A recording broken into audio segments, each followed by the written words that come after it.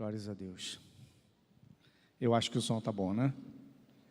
Eu sempre agradeço o carinho do nosso bispo, a confiança.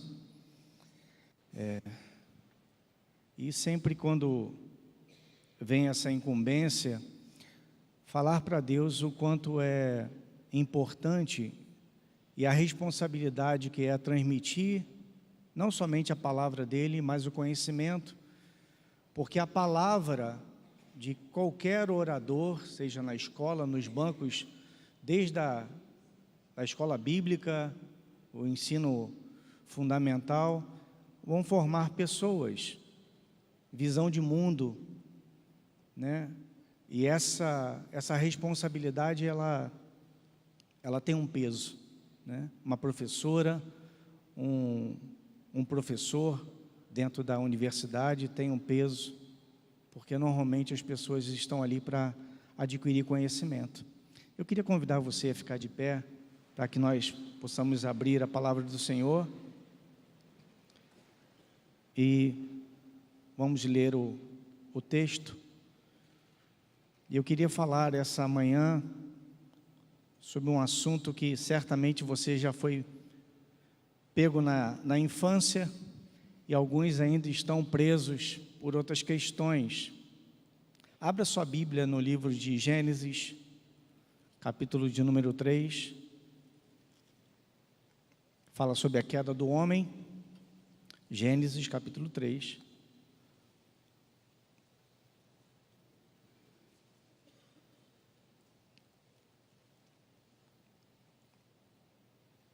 Todos acharam? Essa é fácil, né? Tem livros mais difíceis, né?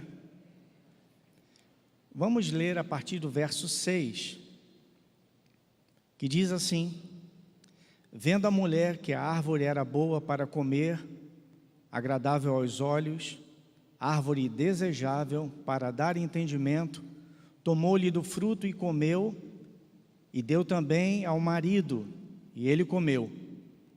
Abriram-se então os olhos de ambos, e percebendo que estavam nus, coseram folhas de figueira e fizeram cintas para si.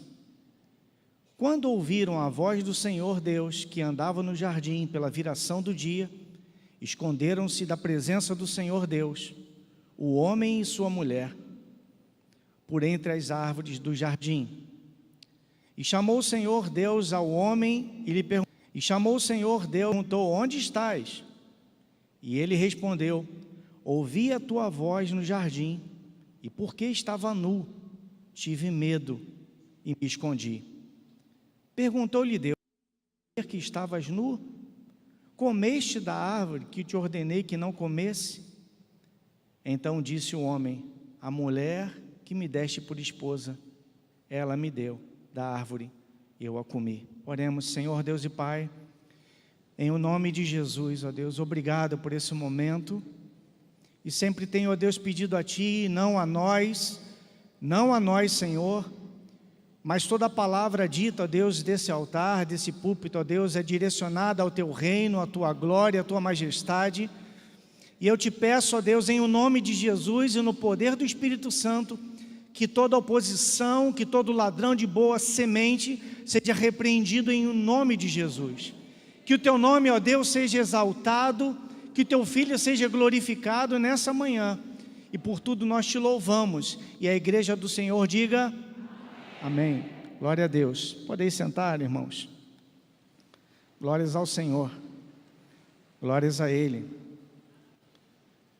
Eu queria falar sobre medo.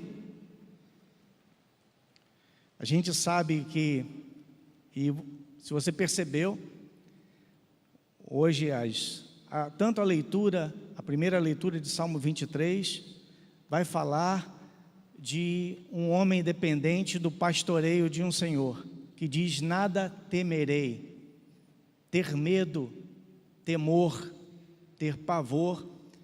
Medo é uma palavra conhecida entre nós e faz parte da nossa natureza. Desde a infância até o final da vida, é uma palavra que vai te perseguir, que amanhece com você e te leva para a cama. O medo. ela está presente e ela vem dominando desde o início da humanidade. Quantos aqui não ouviram na sua infância histórias de fantasma?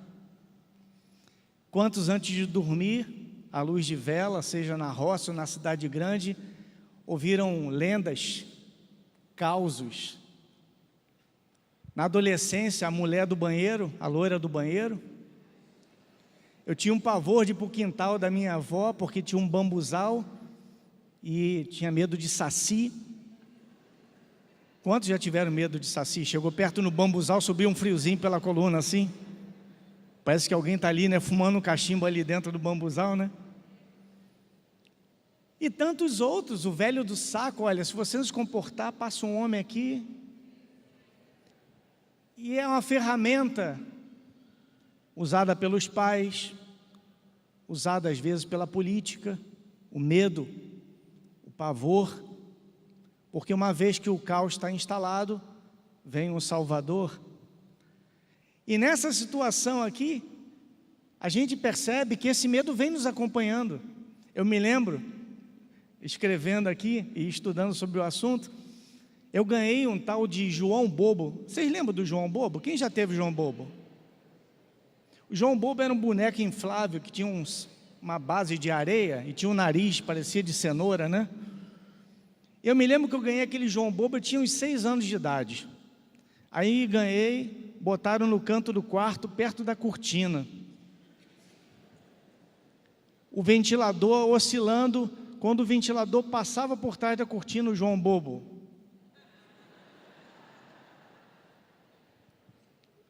Eu não conseguia dormir por causa daquele João Bobo. Arrumei uma tesoura, isso me lembro, 6 anos de idade. Furei o João Bobo todo. Tomei uma surra no dia seguinte.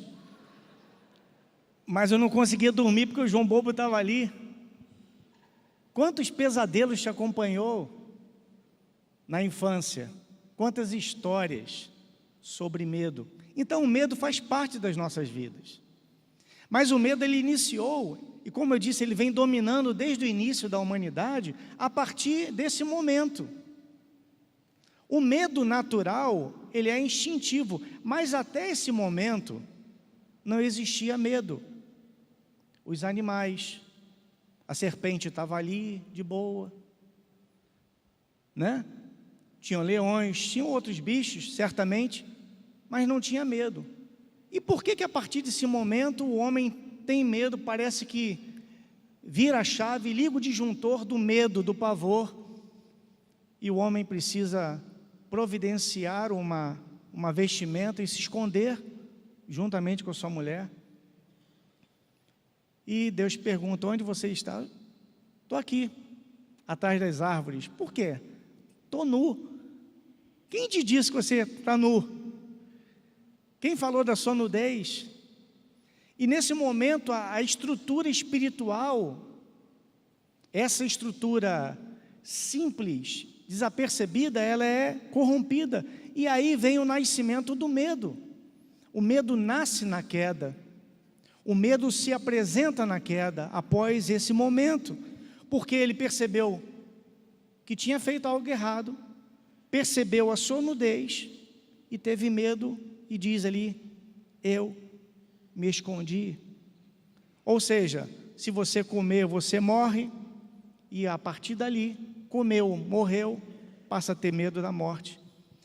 E você vai perceber que na Bíblia toda, Deus vai trabalhando para desconstruir esse medo. Você vai ver medo presente na vida de Noé, você vai ver medo presente na vida de Abraão, você vai ver medo presente na vida de Moisés. Todos esses personagens passam por um momento de medo, de sentimento de insegurança. E a gente sabe que o medo, quando ele nasce nesse momento aqui, é um medo instintivo. Aquilo que era natural, estar perto de um animal selvático, estar perto de uma cobra e não ter medo. Há uma estrutura no nosso cérebro chamada amígdala, não amígdalas da garganta, assim, amidalite, não. Na realidade, na garganta chama-se tonsilas palatinas, né, doutor Newton? Tonsilas palatinas, onde você tem amidalite. Mas na mente, o sistema límbico, que é um sistema que Deus projetou para te defender, tem uma região chamada amígdala. E quando o medo se apresenta, ele vai te desencadear algumas reações. Você pode fugir, você pode congelar, ou você pode enfrentar. Você tem essas 3 reações. Ou você corre, ou você congela, fica estarrecido, petrificado, ou enfrenta. Vocês já viram já viram a situação que uma criança cai num poço, a mãe pula lá e tira a criança da boca do leão, do jacaré, a mãe não quer nem saber se ela vai perder o braço junto com o filho, mas ela, naquele momento, a coragem suplanta, o instinto acaba indo de encontro mesmo a um perigo. Então, o medo, ele é instintivo, é nosso. E aí, para que os homens entendessem a respeito desse medo, o que fizeram? Pegaram alguns animais, ratos e macacos, operaram o cérebro e tiraram essa região da amígdala, que dá essa resposta. A resposta de correr, congelar ou enfrentar. E aqueles macaquinhos e aqueles roedores, uma vez que essa região do cérebro estava comprometida, tinha sido extraída, passaram a ter comportamento dócil. Os macacos não tinham medo do humano.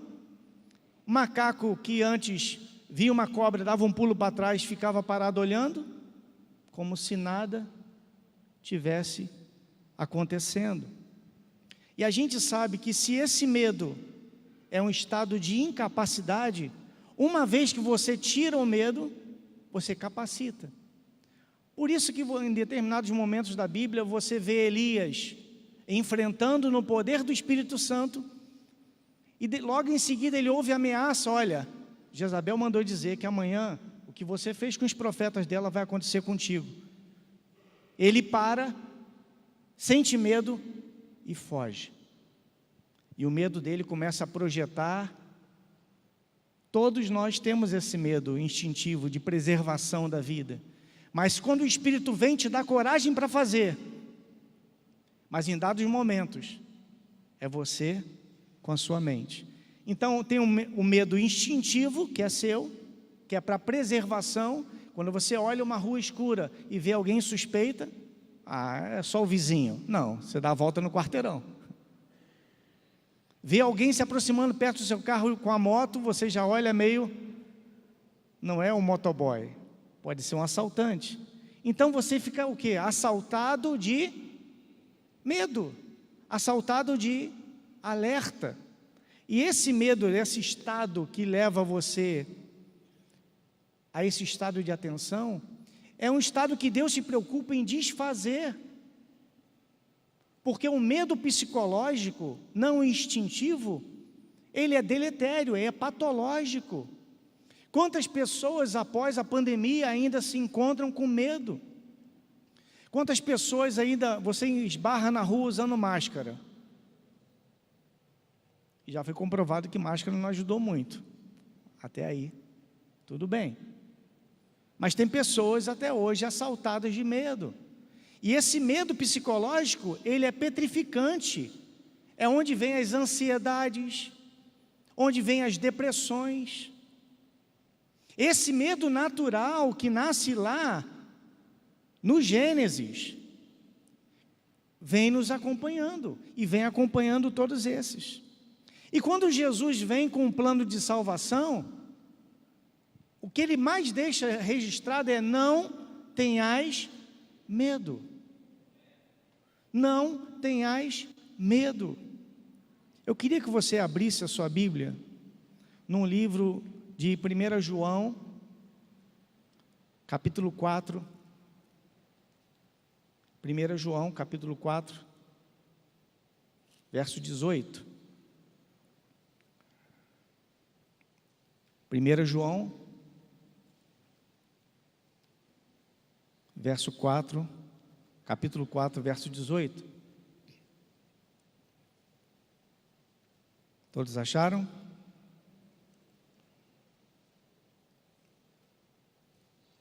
Eu acho muito interessante. Vamos ler verso 17, que acho que a gente consegue antecipar um pouquinho. Eu queria ler esse capítulo todo, mas temos algumas leituras aqui, eu tenho que me antecipar. Verso 17, capítulo 4, diz assim: nisto é que em nós é aperfeiçoado o amor, para que no dia do juízo mantenhamos confiança segundo o que Ele é. Também nós somos nesse mundo. Verso 18: no amor não existe medo, antes o perfeito amor lança fora o medo. Ora, o medo produz tormento, logo aquele que teme não é aperfeiçoado no amor. Nós amamos porque Ele nos amou primeiro. Se alguém disser ama a Deus e odiar a seu irmão, é mentiroso. Pois aquele que ama o seu irmão, que não vê, como amará a Deus a quem não vê? Ora, temos da parte dele esse mandamento, que aquele que ama a Deus, ame também o seu irmão. Verso 18 diz assim: no amor não existe o quê? Medo.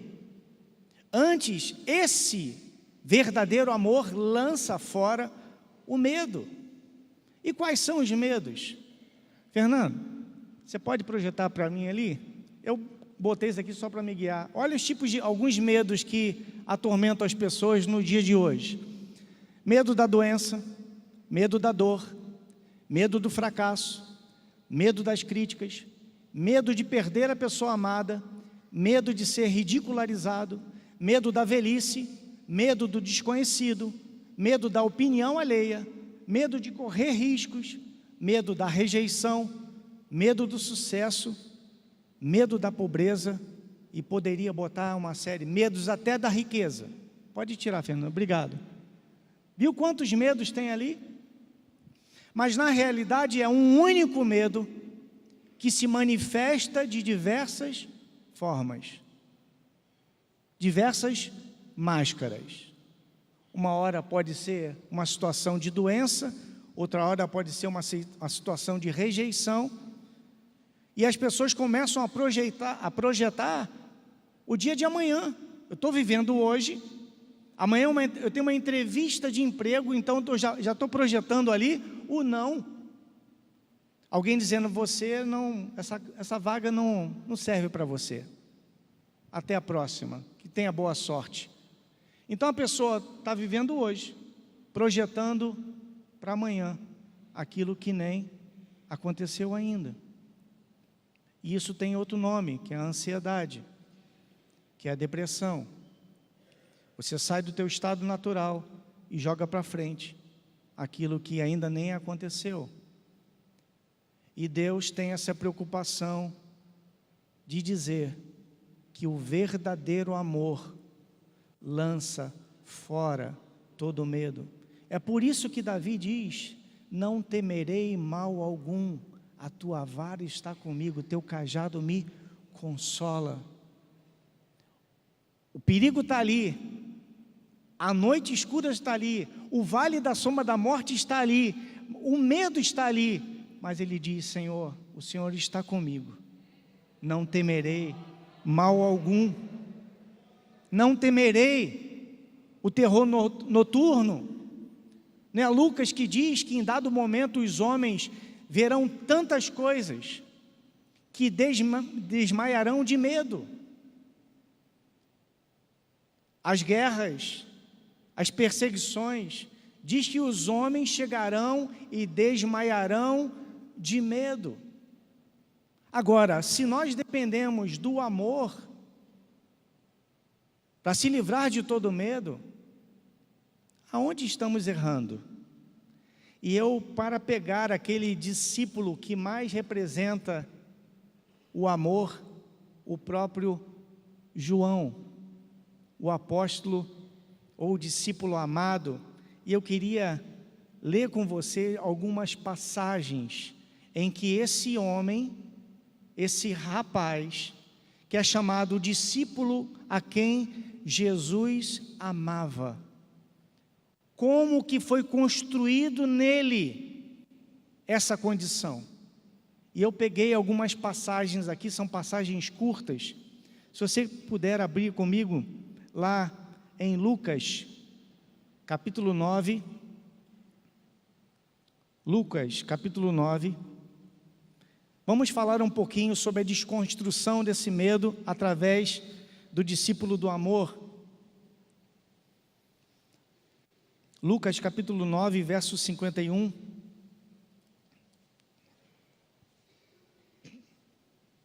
Aí fala assim, não, o João já nasceu prontinho, o João já nasceu amável, João já veio de fábrica amando, tolerável. E esse texto, ele vai falar que João não era flor que se cheira. Ele e o irmão dele chegaram a uma situação em que Jesus pediu para que eles fossem antecipar a chegada do... O mestre falou assim, olha, nós vamos para uma determinada aldeia, vocês vão na frente e preparam o lugar, porque eu preciso passar por ali e pregar. E aí Jesus paga uma missão e pede aos dois para seguirem para a aldeia dos samaritanos e preparar. Olha o verso 51, os samaritanos não recebem Jesus. Verso 51, e aconteceu que ao se completarem os dias em que devia ele ser assunto aos céus, manifestou-se no semblante intrépida resolução de ir para Jerusalém, e enviou mensageiros que o antecedessem, indo ante eles, entraram numa aldeia dos samaritanos para lhe preparar pousada. Verso 53, mas não o receberam, pelo aspecto dele, de quem decididamente ia para Jerusalém. Verso 54, vendo isso, os discípulos Tiago e João perguntaram, Senhor, queres que mandemos fogo do céu para consumir? Agora olha o que diz, verso 55, Jesus, porém, voltando-se, os repreendeu e disse, vós não sabeis de que espírito sois? Jesus falou, vocês sabem de qual espírito vocês são? É isso que vocês querem? Verso 56, pois o Filho do Homem não veio para destruir as almas dos homens, mas para salvá-las. E seguiram para outra aldeia. Até aí. Então esse João, amável, em dado momento falou assim, ó, não vão permitir Jesus ficar aqui. Viraram para Jesus e falaram assim, Jesus, vamos orar para que fogo venha aqui, consuma esses samaritanos. E Jesus, espera aí, qual espírito está dentro de vocês? Eu não vim para destruir homens, eu vim para salvar. Vocês precisam enxergar. E diante de medo, diante de rejeição, o sentimento é o quê? Vingança. Pagar com a mesma moeda, ou até além. E os discípulos e João nesse momento se sentiram rejeitados, afrontados. Isso aqui é uma reação de medo. E às vezes, algumas pessoas parecem que só vão resolver situações agindo de uma forma mais incisiva. Nem tudo que te coloca contra a parede precisa ter a mesma resposta. Nem tudo que te coloca numa situação de medo e rejeição pode fazer com que de você brote os instintos mais primitivos e mais irracionais possíveis. E é o que, na construção da pessoa desse discípulo, então você percebe que João, uma vez, desejou matar um grupo de pessoas, exterminar uma aldeia inteira. Possivelmente até a mulher samaritana estava junto. Aquela mesma aldeia que a mulher samaritana pregou e todos ouviram falar assim, venham ver aquele que sabe tudo da minha vida. Esse João quase exterminou essa aldeia. Mas João tem uma curva de aprendizado assim como nós. Por que eu estou resgatando o discípulo do amor? Porque, irmãos, João também errou. Nós também erramos. E Deus quer que nós sejamos aperfeiçoados no amor. Olha o que está escrito em João capítulo 13. João 13. Vamos dar um pulinho lá. Evangelho de João capítulo 13, verso de número 24. Verso 24.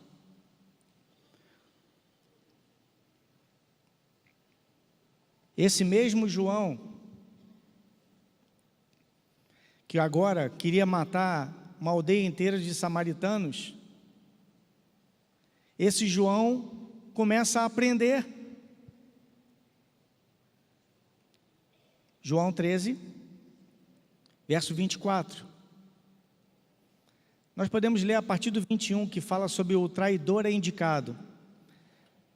Aqui está falando da Santa Ceia, quando diz assim: ditas essas coisas, angustiou-se Jesus em espírito e afirmou: em verdade vos digo, um dentre vós me trairá.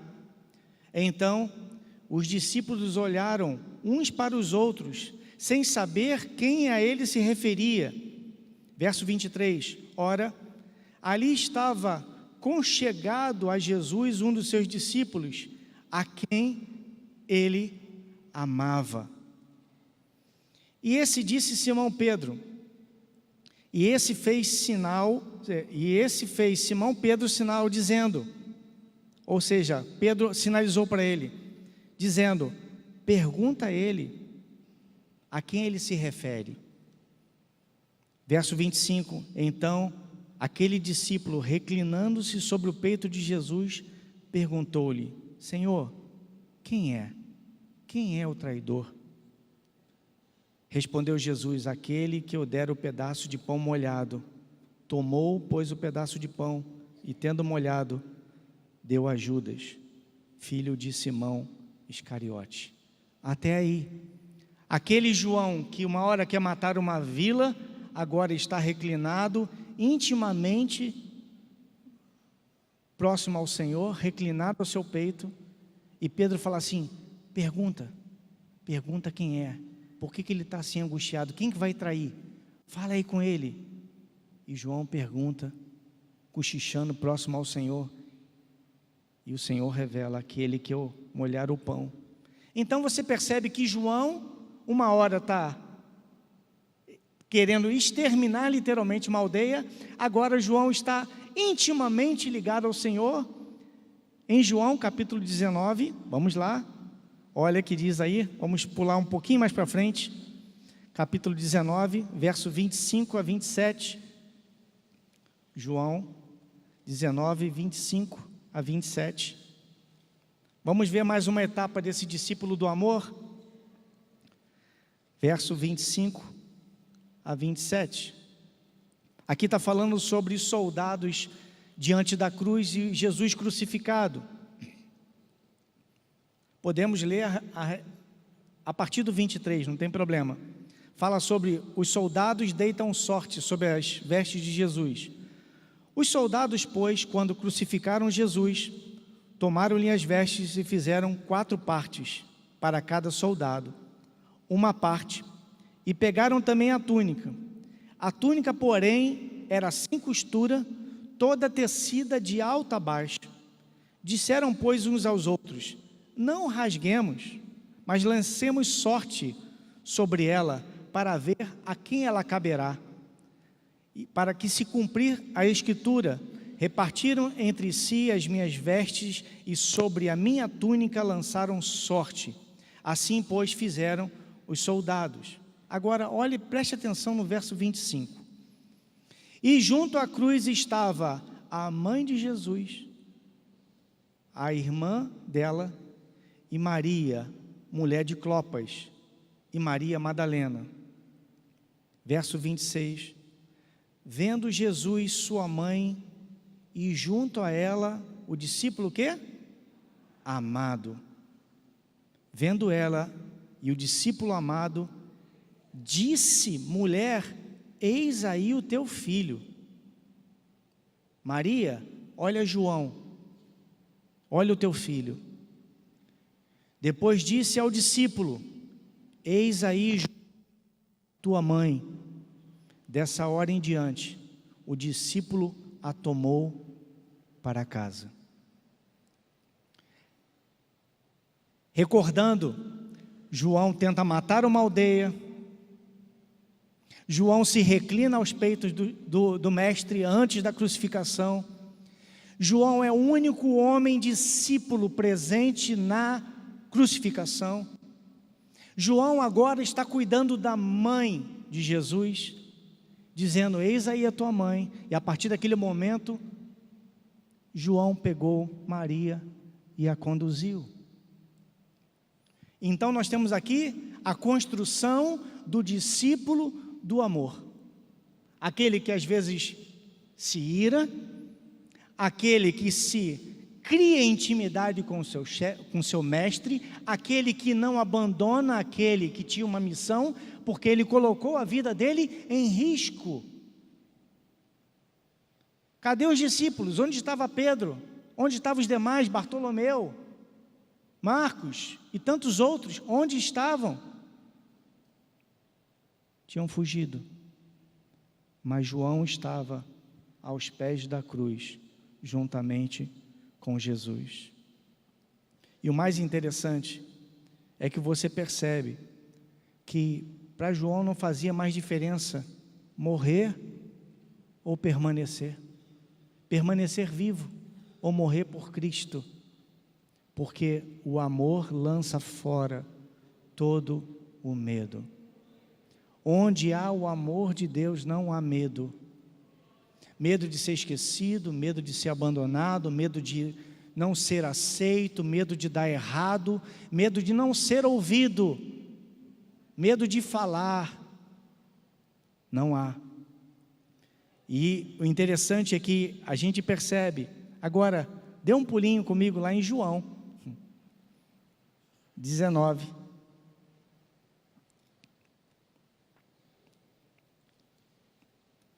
Aliás, vamos, João 21. João 21. Esse discípulo não tem medo, João 21. Eu confesso que esse texto aqui, eu nunca tinha percebido a trava que Jesus deu em Pedro. Ele vai falar que Jesus, após a morte, depois de Jesus ter crucificado, Jesus aparece, capítulo 21 de João, Jesus aparece para 7 discípulos. Jesus aparece na praia pela manhã, e aí Pedro já tinha negado o Senhor, voltou para o ofício de pescador. Diz aí 200 côvados, que é mais ou menos 90 metros da praia, e Jesus chega ali naquela manhã e fala, filhos, tem alguma coisa aí? Em dado momento, Pedro vira e fala assim, não tem nada. Ele pediu peixe, e ele fala assim, joga a rede do lado direito. E aí Pedro ouviu, não sabia quem era, jogou a rede, e diz o texto que vieram naquela rede 153 peixes grandes, e diz que outro barquinho veio para dar suporte, porque a rede não rompeu, mas Jesus já estava ali na praia, com o braseiro aceso, com pão e peixe. Em dado momento, olha o que diz o verso 7. Eu estou tentando resumir para que a gente não leia esse texto todo. Se você quiser ler em casa, é muito interessante. Capítulo 21 de João. Verso 7. Vamos no verso 6, melhor. Então disse, lançai a rede à direita do barco e achareis. Assim fizeram, e já não podiam puxar a rede de tão grande a quantidade de peixes. Verso 7. Aquele discípulo a quem Jesus amava, disse a Pedro, é o Senhor. Simão Pedro, ouvindo, que era o Senhor, cingiu-se com suas vestes, porque estava nu. Cingiu-se, porque estava nu. Havia se despido, se vestiu e se lançou no mar. Mas os outros discípulos vieram num barquinho puxando a rede, porque estavam distante da terra, cerca de 90 metros. Até aí. Aquele discípulo que odeia e quer destruir, é aquele discípulo que cria intimidade, é aquele discípulo que acompanha Jesus à crucificação, é aquele discípulo que vê Jesus. Nesse momento, ninguém conseguia perceber que era Jesus que estava na praia, mas o discípulo a quem Jesus amava diz: é o Senhor. Aqueles que são guardados pelo amor têm o seu medo arrancado. Aqueles que são invadidos, tomados pelo amor de Deus, têm o seu amor, o seu medo subtraído e posto um amor que dá garantias de ver o Senhor. Pedro não conseguia. Pedro só conseguia ver culpa. Pedro estava com medo. E diante da fogueira, a mesma fogueira que Pedro traiu 3 vezes, negou 3 vezes conhecer o Mestre, Jesus pergunta: Pedro, tu me amas? Sim, Senhor, eu te amo. Pedro, tu me amas? Senhor, tu sabes de todas as coisas, eu te amo. E na 3ª vez, Pedro se desfaz: apacenta as minhas ovelhas. E olha o que é mais interessante, nessa relação entre Pedro e João. Olha o que diz o verso 17 e 18 desse capítulo. Já estou finalizando. Verso 17. Pela 3ª vez, Jesus perguntou: Simão, filho de João, tu me amas? Pedro entristeceu-se, porque havia lhe dito pela 3ª vez: tu me amas? E respondeu: Senhor, tu sabes de todas as coisas, sabe que eu te amo. Jesus lhe disse: apacenta as minhas ovelhas. Verso de número 18. Olha, preste bem atenção nesse verso. Em verdade te digo, que quando você era moço, Pedro, tu te cingias a ti mesmo, andava por onde você queria. Quando, porém, fores velho, Pedro, estenderás as mãos, e outro te cingirá, e te levará para onde não queres. Preste atenção, naquele momento, Jesus está falando: Pedro, até então você fez a tua vontade, você se vestia e ia para onde você queria, mas você vai chegar a um momento que na sua velhice você vai estender o braço, alguém vai te cobrir e você vai ser levado para onde você nem imagina. E Jesus estava falando aqui da morte que Pedro iria morrer. Pedro estaria sendo levado para ser crucificado, e na crucificação de Pedro, segundo relatos, diz que ele pediu para que a cruz fosse invertida, e ele foi crucificado de cabeça para baixo. Naquele momento, Jesus chegará um momento em que a sua velhice, você não terá mais vontade, você não se pertence, Pedro, você pertence ao meu amor que te resgatou. Não é você que conduz a tua vida, Pedro, sou eu que te levo. E tenha humildade de saber que eu vou te cingir, eu vou te levar por lugares que você não faz ideia. E é nesse momento em que diz: tu és meu até a morte, porque não devemos temer a morte. Onde está a morte, a sua vitória? Cristo venceu. Ele venceu a morte, Ele venceu o medo, porque aonde há o amor, não há medo, porque o verdadeiro amor lança fora todo medo. E o verso 19, disse isso para significar com que gênero de morte Pedro havia de glorificar o nome de Deus. Depois de assim falar, acrescentou a Pedro: segue-me. E olha o que de interessante nesse texto, eu nunca tinha percebido, esses anos todos. No verso de número 20, então Pedro, depois de falar, Jesus falou assim: segue-me, Pedro, segue-me, porque o que está reservado para ti eu sei, o teu fim. Então Pedro, voltando-se, viu que também ia seguindo o discípulo a quem Jesus amava. Jesus fala assim: Pedro, vem, segue-me. Aí Pedro foi seguindo Jesus. Em dado momento Pedro olha, João está perto. Olha que interessante. Aí Pedro fala assim, observando Pedro que João, aquele a quem amava, também seguia.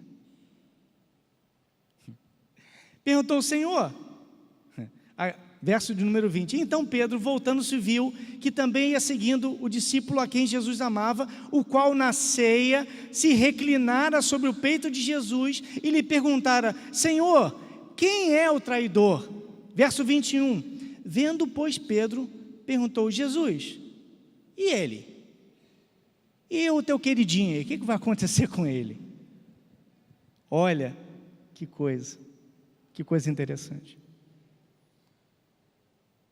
Pedro fala: Jesus, tudo bem, eu não sei o que vai acontecer, você falou que na minha velhice vão me levar, eu não sei para onde eu vou, e deu no que deu. E ele? A quem o Senhor ama? O seu queridinho? Em outras palavras. E olha, e vendo pois Pedro, verso 21, Pedro perguntou a Jesus: e quanto a este? Olha, meu Deus do céu, eu não queria ter ouvido isso de Jesus não, irmãos. Respondeu-lhe Jesus: se eu quero que ele permaneça até que eu venha, que te importa? Fica na tua, rapaz. Cala a tua boca. Quanto a ti, segue-me. Cuida da tua vida. Então se tornou corrente entre os irmãos o dito que aquele discípulo não morreria. Ora, Jesus não dissera que tal discípulo não morreria. Mas se quero que ele permaneça até que eu venha, o que importa? Sabe o que aconteceu com João? João não morreu, decapitado. O discípulo amado foi o que recebeu todas as revelações do Apocalipse. Porque na confiança do amor de Deus, o verdadeiro amor lança fora todo medo. Se alguma coisa não é instintiva tua e te atormenta no teu psicológico, querido, o amor de Deus precisa intervir. Uma ajuda profissional precisa intervir, sim. Mas, se Deus te resgatou para viver coberto desse amor e desse cuidado, e você percebeu no verso de número, eu vou retornar esse texto, porque eu quero voltar, não precisa abrir. No amor não existe medo, antes o perfeito amor lança fora o medo. Medo produz tormento. Logo, aquele que teme não é aperfeiçoado no amor. Há pessoas extremamente sobrecarregadas de si, de medo, de tudo. Pessoas que não saíram mais de casa. O que nós sabemos é que o discípulo amado morreu no final do 1º século, bem velhinho, e não passou pela morte. Deixar que Ele nos envolva com o seu amor e nos devolva o controle da vida, e que nós não sejamos mais controlados pelo medo. O discípulo amado é aquele que também ama, porque o amor conduz pessoas a Jesus. Há pessoas que estão com medo dessa vida. Se você tem o amor de Deus, o amor de Deus lançou da sua vida o medo da morte, o medo do julgamento, o medo da condenação, o preço foi pago por tua vida. Outros que estão com medo precisam de ver esse amor na sua vida. Outros que estão no medo, medo da política, medo da economia, medo de tudo, medo do amanhã, precisam do amor que está em você.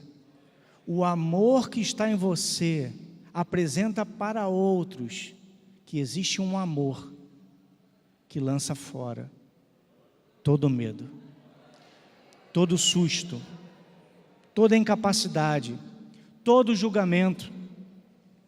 Quem tem medo não está aperfeiçoado no amor.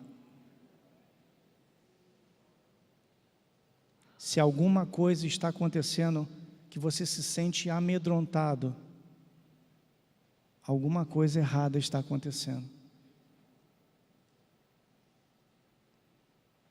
É um desafio pedir o amor de Deus para cuidar das nossas vidas, daquilo que precisamos resolver, daquilo que precisamos ser. Mas se você não permitir que esse amor tome conta da sua vida, gerencie sua vida, conduza a sua vida, só Ele pode tirar o medo, dizer: eu tenho cuidado de você. O meu plano ainda não terminou, o que eu comecei, eu vou completar. E assim como João completou todo o trajeto dele, morreu de causas naturais, de uma ilha que não podia fugir. Pátimos significa meu destruidor. A ilha de Pátimos, a palavra Pátimos significa meu destruidor. Pedro estava no meio daquilo que podia destruir a sua vida, mas a sua alma estava salva por aquele que pagou o preço. Senhor Deus e Pai, em nome de Jesus, obrigado por essa manhã, ó Deus. Eu te peço, o verdadeiro amor lança fora todo medo, e aquele que tem o teu amor é aperfeiçoado em ti, Senhor. Pai, tira da nossa mente todas e qualquer preocupações, ansiedades, ó Deus, tudo aquilo que tem ocupado a nossa mente com medo e pavor e insegurança. Deus, derrama-nos o teu amor, torna-nos, ó Deus, aprendizes como João, que mesmo tendo sentimentos, ó Deus, é aquele que pode também, ó Deus, ter momentos de ira e de revolta, mas é o mesmo que se reclina diante do Senhor, é aquele que se apresenta aos pés da sua cruz, é aquele que te vê ressurreto, é aquele que cumpre a sua missão, revelando que é aquele que é digno de abrir o selo e o livro da vida e ver diante do Senhor todos aqueles que venceram pelo teu amor em Cristo Jesus. Pai, em nome de Jesus, abençoa os meus irmãos, e que essa palavra, Senhor, possa redundar em frutos, ó Deus, que essa palavra alcance quartos escuros, ó Deus. Deus, traz à luz a vida de pessoas aqui, que estão encolhidas num quarto escuro, quebra cadeias, Pai, em o nome de Jesus, para a honra e louvor da Tua glória, e que a igreja do Senhor diga amém. Amém. Senhor te abençoe, rica e abundantemente, em Cristo Jesus. Aleluia.